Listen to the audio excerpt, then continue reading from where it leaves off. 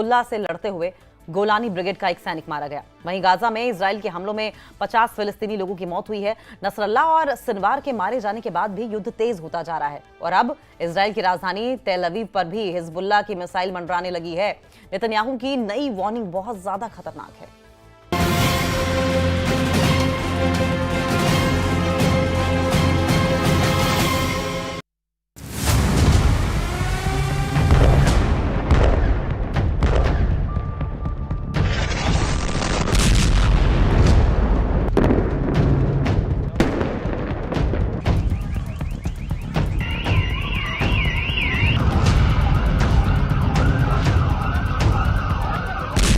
तेल अवीव में क्या हुआ? ऐसा वीडियो तो दुनिया ने कभी नहीं देखा। तेल अवीव में इस आग ने क्या नेतन्याहू का युद्ध वाला जुनून जलाना शुरू कर दिया है? इस आग में इजराइल को झकझोरने वाली ऐसी लपटें हैं जिसके करीब जाने से भी कोई झुलस जाएगा।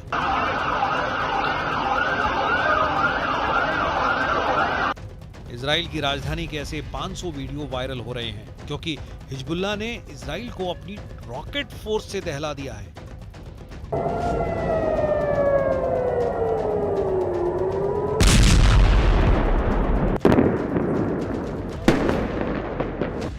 नवंबर की शाम को हिजबुल्लाह ने इजराइल पर 100 से ज्यादा रॉकेट दागे।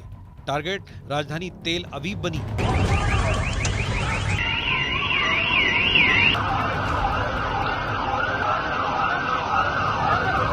इस हमले में एक महिला की मौत हुई जबकि 56 लोग घायल हुए। इजराइल का दावा है कि बहुत से रॉकेट्स को एयर डिफेंस सिस्टम ने रोक लिया था, लेकिन ऐसे भी कई रॉकेट्स थे जिनको इजराइल का एयर डिफेंस सिस्टम रोकने में नाकाम रहा।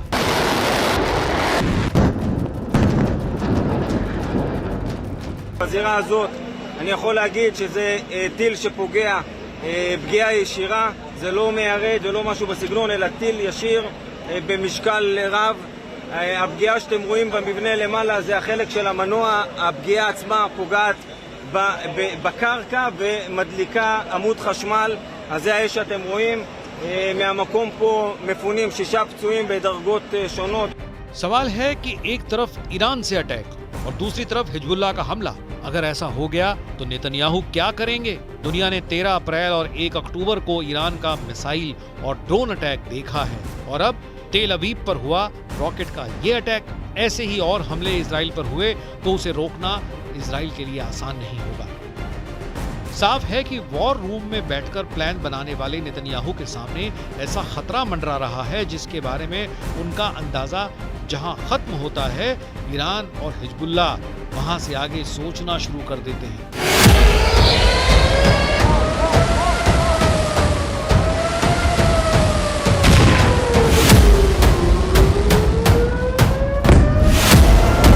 तेल अवीव पर हुआ हमला बता रहा है कि इजराइल पर होने वाला अगला बड़ा अटैक बहुत बड़े खतरे को समेटे हुए है।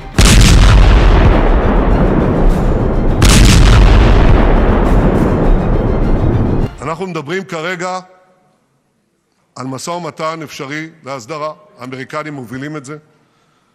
אני אומר, זה מתבצע רק תחת אש.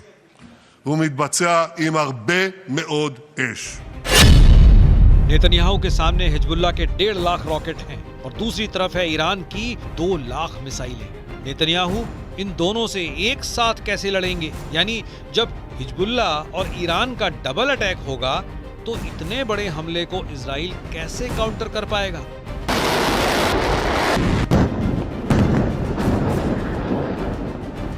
तेल अवीव में हुआ हमला तो बहुत डराने वाला है। इस हमले में एक महिला की मौत हो गई और 56 लोग घायल बताए जा रहे हैं, लेकिन जान माल का नुकसान बहुत ज्यादा हो सकता था और इसी को लेकर नेतन्याहू बहुत ज्यादा घबराए हुए हैं।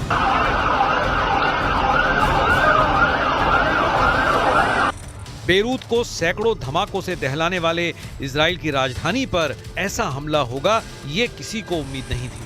नेतन्याहू बेचैन हैं कि अब इजराइल को कैसे बचाएंगे, क्योंकि जितनी तबाही इजराइल ने बेरूत में मचाई है, इससे 10 गुना गुस्सा अब हिजबुल्लाह दिखा रहा है।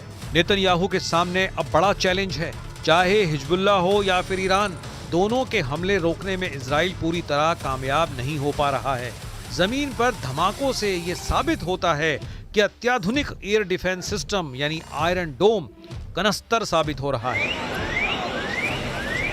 As you could see behind me a short while ago, projectile impact landed right here in the city of Neblak, a residential area with lots of civilians around us. We're talking about multiple impact sites. Right now, as we know, there are 4 injured in various conditions.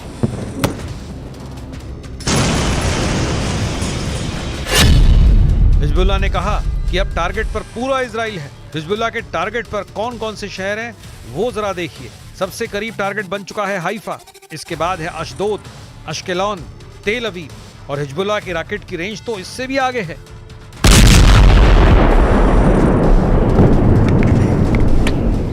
इस वक्त Israel के सामने बड़ा संकट ये है कि उसकी एयर डिफेंस मिसाइल खत्म हो रही हैं। 7 अक्टूबर 2023 के बाद से इजराइल गाजा से फायर किए जा रहे रॉकेट रोक रोक कर थक चुका है। यही हाल उत्तर वाले फ्रंट पर है, जहां लेबनान से हिजबुल्लाह रोज रॉकेट फायर करता है और इजराइल को अपना आयरन डोम 24 घंटे एक्टिव रखना पड़ता है।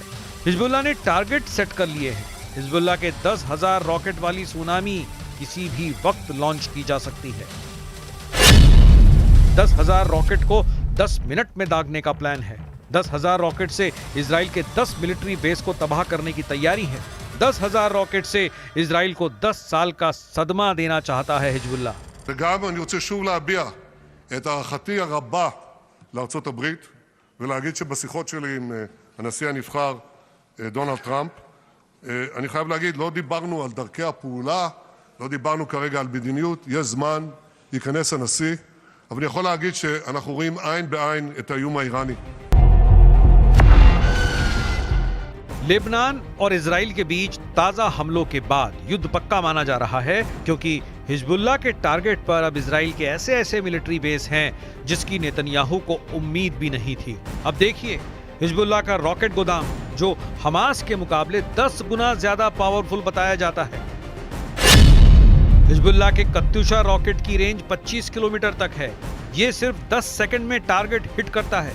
इसके आगे हिजबुल्लाह के पास है फज्र 3 नाम का रॉकेट, रेंज है 45 किलोमीटर और टारगेट पर 35 सेकंड में पहुंच जाता है। हिजबुल्लाह के पास है फज्र 5 रॉकेट, इसकी रेंज है 75 किलोमीटर और टारगेट पर 50 सेकंड में फटता है। हिजबुल्लाह के पास है खैबर रॉकेट, इसकी रेंज है 100 किलोमीटर, टारगेट पर 75 सेकंड में फट जाता है। हिजबुल्लाह के पास है ज़ेलजाल 2 रॉकेट, जिसकी रेंज 200 किलोमीटर बताई जाती है। इसमें 600 किलो विस्फोटक फिट किया जा सकता है और ये 120 सेकंड में यानी लगभग 2 मिनट में टारगेट पर पहुंच जाता है।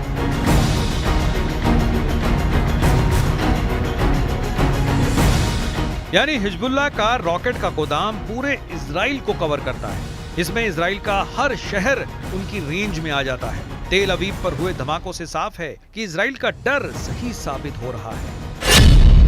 उसकी राजधानी तेल अवीव पर हिजबुल्लाह के रॉकेट लगातार बरस रहे हैं। इसके अलावा हाइफा का बंदरगाह खतरे में है। अशदोद और अश्केलान भी हिजबुल्लाह की रेंज में है। बीरशेबा शहर को भी हिजबुल्लाह अपने रॉकेट रेंज में कवर करता है।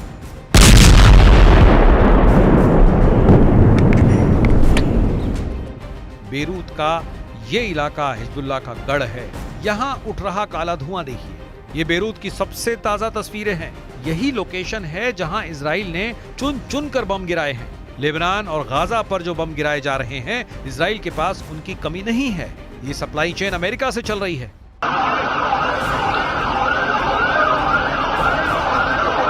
नेतन्याहू की टेंशन सबसे ज्यादा एयर डिफेंस मिसाइल की है, क्योंकि ईरान और हिजबुल्लाह के एक साथ हमला करने पर इजराइल मुश्किल में पड़ जाएगा।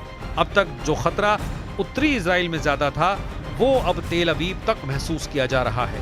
हिजबुल्लाह के छोटी दूरी के रॉकेट के बाद अब उसकी बैलिस्टिक मिसाइल कहर मचा रही है। पहले इजराइल उत्तरी गोलान, दक्षिणी गोलान, ऊपरी गलील, निचली गलील, मध्य गलील, बीट शियोन घाटी जैसे शहरों को बचा रहा था जो उत्तरी इजराइल में है। लेकिन अब मुसीबत इजराइल की राजधानी तेल अवीव पर टूट रही है और ये तस्वीरें तो पूरे इजराइल में कोहराम मचा रही हैं। इजराइल ने हिजबुल्लाह के रॉकेट हमले को देखते हुए बहुत सी पाबंदियां लगा दी हैं। नेतन्याहू जानते हैं कि जिन जिन इलाकों में इजराइल के मिलिट्री बेस हैं, वो अब हिजबुल्लाह के निशाने पर हैं।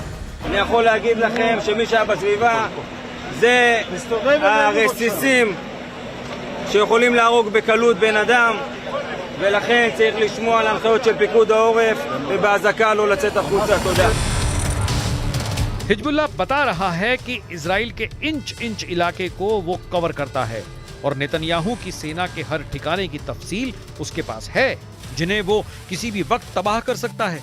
ये आग बता रही है कि हिजबुल्लाह ने जो वार्निंग दी थी वो वाकई बहुत खतरनाक है। इस आग को देखकर नेतन्याहू को मोसाद समेत इजरायली सेना के हर कमांडर की मीटिंग बुलानी पड़ी है। इससे पहले हिजबुल्लाह के ड्रोन से इजराइल के हाइफा का पोर्ट रिकॉर्ड किया गया था। तब उस वीडियो में इजरायली हथियारों की कंपनी रफाइल का कॉम्प्लेक्स भी फिल्माया गया था। मिसाइल के गोदाम, एयर डिफेंस सिस्टम, पनडुब्बी कमांड सेंटर से लेकर कई अड्डे रिकॉर्ड किए गए। उत्तरी इजराइल को तो हिजबुल्लाह ने अपनी रेंज में लिया ही हुआ है, अब उसने दक्षिणी इजराइल की तरफ से भी अपनी मिसाइल तान दी है। खौफ इतना ज्यादा है कि इस वक्त इजराइल लेबनान बॉर्डर के कई इलाके खाली हो चुके हैं।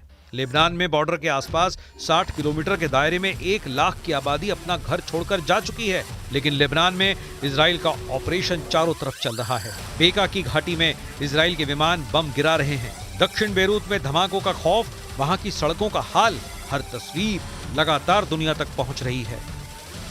Until the immediate threat from Lebanon is removed and our people, Israelis living in their own sovereign territory, in their own homes, can safely return to their homes.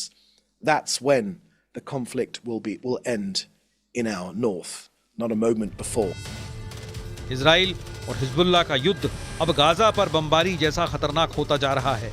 1 साल बाद भी इजराइल पर रॉकेटबाजी और लेबनान पर बॉम्बिंग से हालात ऐसे हैं कि शायद कोई दिन गुजरता हो जब दोनों में से एक पक्ष हमला नहीं करता। इस वक्त ईरान और हिजबुल्लाह दोनों के टारगेट पर अब इजराइल के ऐसे मिलिट्री बेस हैं जिनकी नेतन्याहू को उम्मीद भी नहीं होगी। नेवातीम और हाइफा में इजराइल के दुश्मन इसका ट्रेलर दिखा चुके हैं और अब तो मिसाइल तेल अवीव पर गिर रही हैं।